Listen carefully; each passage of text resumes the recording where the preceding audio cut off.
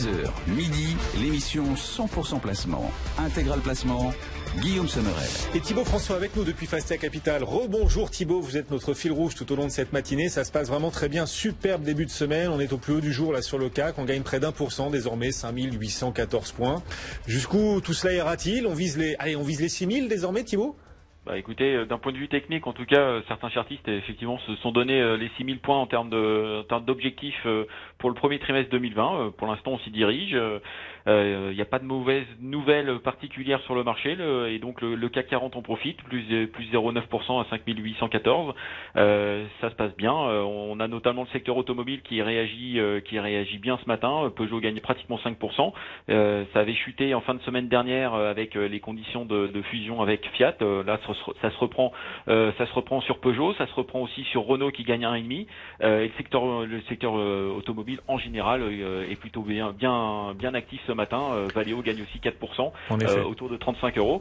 Donc tout va bien de ce côté-là. L'indice manufacturier a plutôt rassuré le marché vendredi et on voit que le secteur des matières premières en profite depuis vendredi. Donc Arcelor gagne encore 4% ce matin. On a Total aussi qui accélère en hausse autour de un peu plus de 1% de hausse ce matin sur le CAC 40.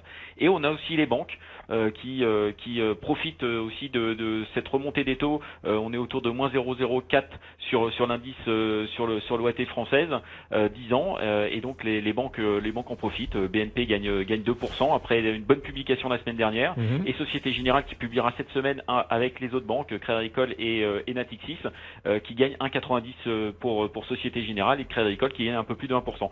Donc ce matin tout va bien et le marché est vraiment dans le vert. En effet, c'est le moins qu'on puisse dire. Et donc, nouveau plus haut de 12 ans pour l'indice CAC 40, 5813 points. Il y aura encore des publications intéressantes à suivre cette semaine. On n'est pas encore au bout, Thibaut. Non, il y a encore plein de publications. Je vous parlais du secteur bancaire, ce sera le cas donc toute la semaine. BNP a vraiment rassuré le marché la semaine dernière. Les ratios de fonds propres sont plutôt au-dessus des attentes. La croissance est au rendez-vous, donc ça c'est plutôt bien pour BNP. Ça sera pas forcément le cas sur Société Générale. Ce sera plus complexe sur le dossier Société Générale, notamment sur la banque de détail. Les résultats seront donc mercredi et on attend aussi jeudi la publication de Natixis. Et notamment l'impact des sorties de fonds d'H2O sur le compte de résultat de Natixis. H2O qui représente une part importante du résultat de Natixis ces derniers mois. Donc on va voir un petit peu la tendance sur Natixis dès jeudi. Et on a aussi d'autres publications importantes comme AXA qui publiera mercredi aussi. On va voir l'impact des taux sur AXA qui a passé quelques provisions ces derniers trimestres. AXA qui se comporte bien, qui gagne un petit peu plus d'1%, autour de 24 €. Voilà, donc une semaine encore riche en termes de publication. Merci Thibaut, on va la suivre avec attention et gourmandise cette nouvelle semaine de publication. Thibaut François, Fastia Capital, bonne journée. Le CAC 40 passe une bonne séance, plus 0,9%.